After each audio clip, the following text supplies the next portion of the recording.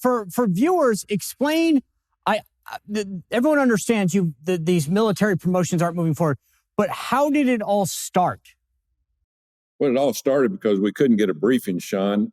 Over a year ago, we heard they were going to change the abortion rule in the military, which we've had the policy for 35 years, voted on in the Senate by Joe Biden and the Democrats. They passed it.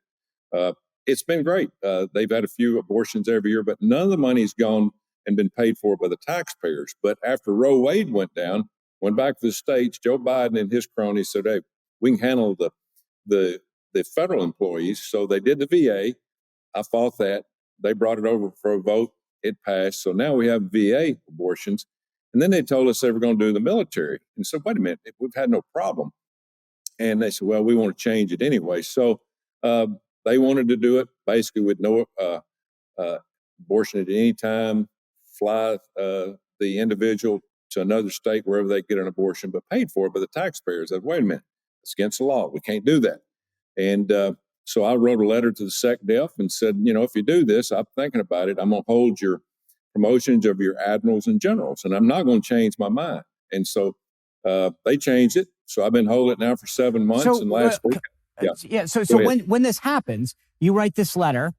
Does he call you and say, "Hey, let me explain to you what's happening"?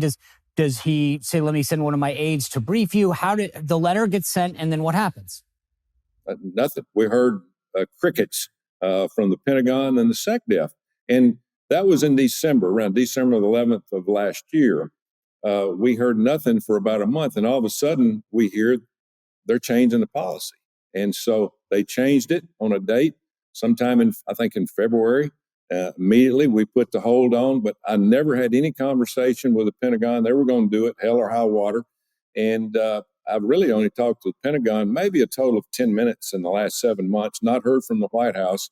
They don't want to communicate about it. They're just dictating. And, it's about taxpayer money, and it's about dictating from the White House and the Pentagon. It's got to go through Congress. That's the reason I ran for this position.